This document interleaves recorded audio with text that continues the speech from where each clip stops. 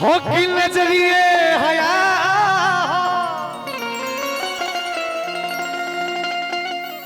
अरे कि नजरिए कया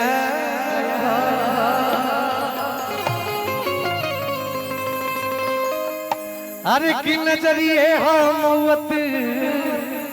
नजरिए सजा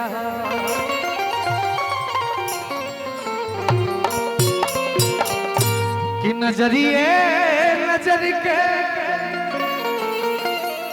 अरे नजरी से मिला बेला हो कि नजरिए के मरल के हूँ बचियो न पावेला। पहला लाइन अपना भाई खाती गोले बड़ी गायब तरा हल्ला करी हलो किला गर्दा उड़ जाओ हमार भाई बुझाए के तो लोग के भाई सनी आइल बा हां आवत नहीं हम तो हम लोग के लगे हमारे करम में चाचा बा जब बाबू ने बाटे बा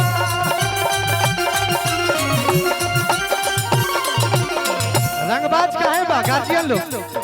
कि ई हो बगावत के माटी हो ई हो बगावत के माटी हो होल मददी हम खाती हो ई हो बगावत के माटी हो होल मददी हम खाती हो।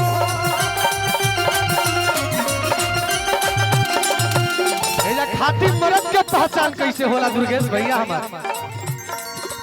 एजा खाती मर्द के पहचान होला कि एही जसीना बम धाधा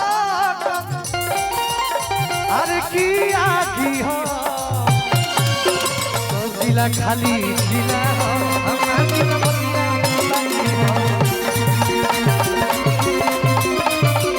लड़की कहतिया कि हे बलिया के लोकल के साल के अपने जिला पर घुमान के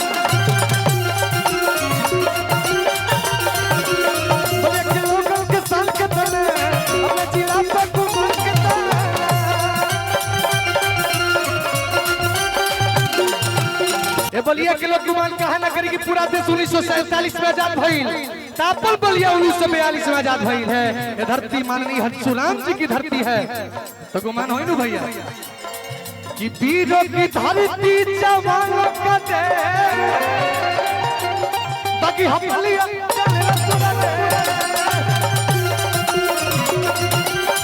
वीरों की धरती जवानों का दे बाकी हम धरती स्वर्गीय शारदानंद अंचल जी विकास पुरुष जेकर विकास के लोहा मानल जाला जेकर ध्वजवाहक भइल बनी हमनी के परम आदरणीय जयप्रकाश अंचल चाचा जी गार्जियन के हमरा बार-बार प्रणाम आशीर्वाद की कामना बा। ये बगाना भैया भैया कि साचो पति अमना को अरे कीटा की हो सब जिला खाली जिला हमारा